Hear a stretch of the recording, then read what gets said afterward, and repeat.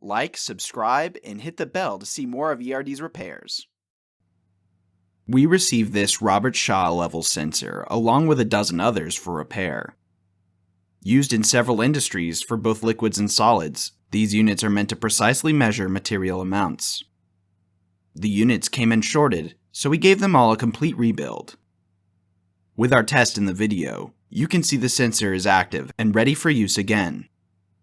ERD is ready and capable to take on jobs with large quantities, and we record all of our tests to show our customers so that they know the extent of our repairs.